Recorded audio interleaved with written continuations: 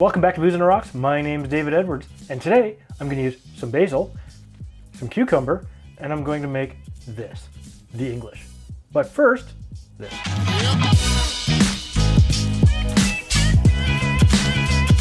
All right, so let's get into this. I decided to make this cocktail after wandering through my local bookstore. I was bored, I was doing some shopping for myself because I love to read, and I went into the science fiction section, of course, and I grabbed a couple of science fiction novels. You just can't go wrong with some Simon J. Morton. Anyways, I was exiting the store, or getting close to exiting the store, and I wandered through the cooking section, and I looked at the beverage section, and I saw this book called The Bar Chef, A Modern Approach. Now that's by Frankie Solarkie. And I figured I'd flip through it because the cover caught my attention, so I'm flipping through it. I'm looking at the infusions, and he's got recipes for bitters in there. And the very first thing I popped open to was the English. A tall drink, it's green in color. It just jumped off the page at me, and I went, damn, that looks good.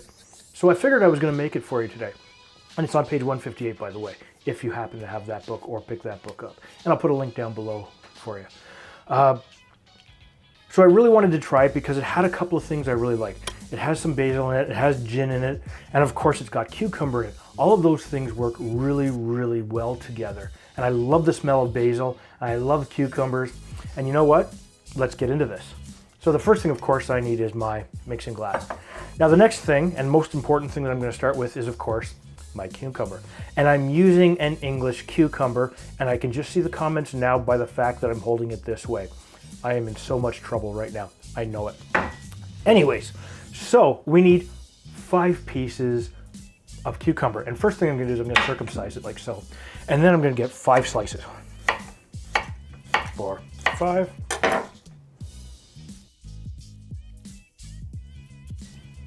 The next thing we need is some basil leaves. And you need 5 leaves of basil as well.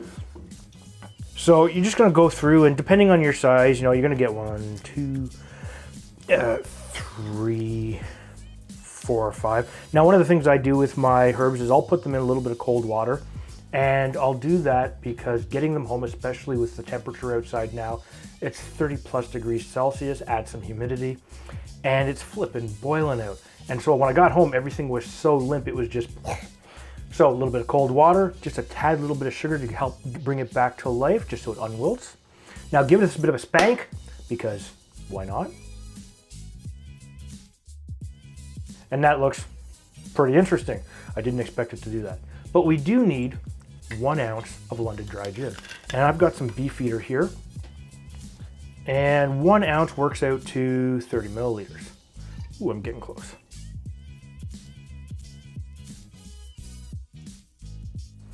So what we're going to do is we're going to muddle this now. And you don't want to muddle the bay leaves too hard, but you want to make sure you start the breakup process of the cucumber.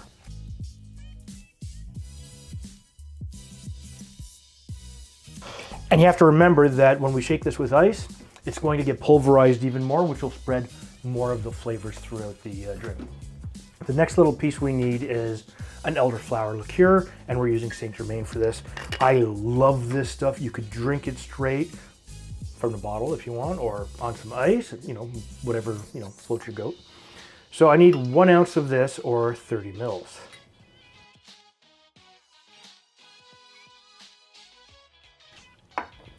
The next thing, of course, I need is a little bit of lime juice. And we need 1 ounce of lime juice as well. Now this will help to balance it out a little bit.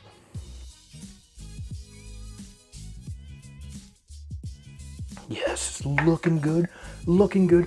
However, I do need 1.25 ounces of a vanilla simple syrup. Now, there's a couple of different ways you can do simple syrup, especially with vanilla. You can buy the vanilla pods, cut them open, scrape them, and put them in there.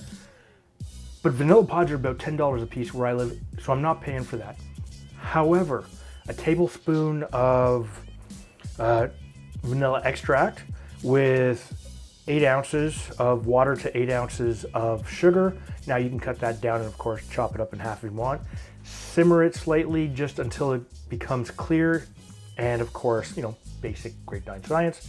What you don't want to do is you don't want to do what I did the first time, which was, of course, I boiled it and burnt it, because that's definitely not a flavor you want.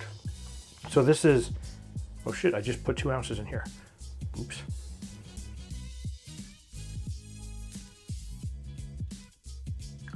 There. Yep, mistakes happen live here on camera. All right, so it's looking really good. What I'm gonna do now is I'm going to shake this with a little bit of ice. Now we're gonna do that for a good 8 to 10 seconds, maybe a little bit longer depending on how much you really wanna break this up.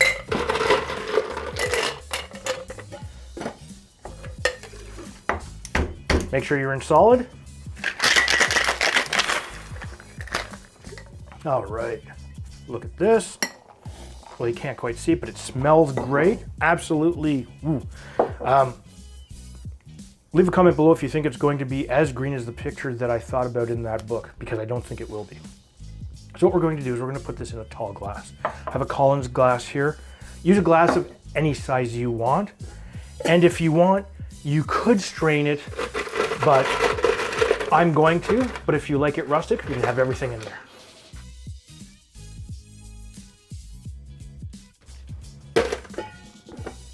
And now we're going to fine strain this. If I can figure out how to use my strainer, of course.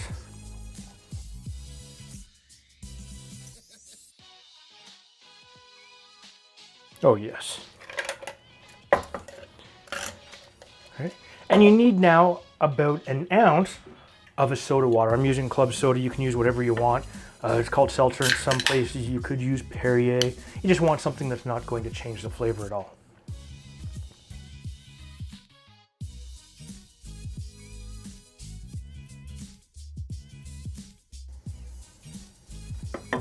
And I've got a long straw.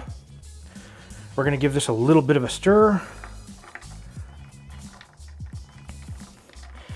Now mine definitely doesn't look as green as his did in the picture. However, we still need to garnish this.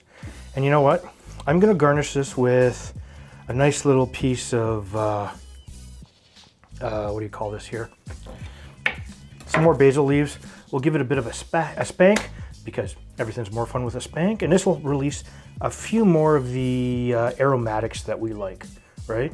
Look at that. Smells great. You get the basil directly to your nose. You're not really smelling anything else. It's a gorgeous looking cocktail.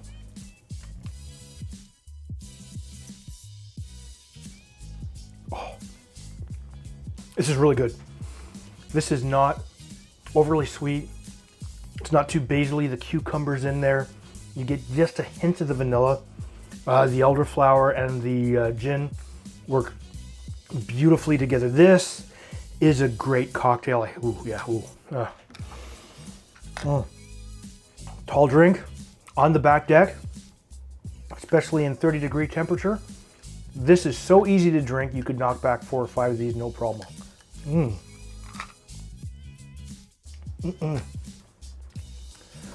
So what I'm going to do is I'm going to put the ingredients and the method of how to make this down in the description down below. If this is your first time to my channel, please make sure you hit the subscribe button and make sure you hit that bell notification. That way, every time I place a new video, you will be notified.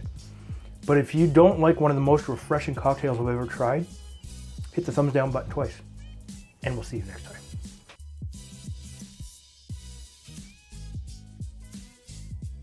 All right, so let's get into this. Today I'm going to make the English cucumber. Now that's not to be confused with the English garden cucumber. A book called The Bar Chef, The Bar Chef? Then I actually took the time to read the ingredients. Now the book,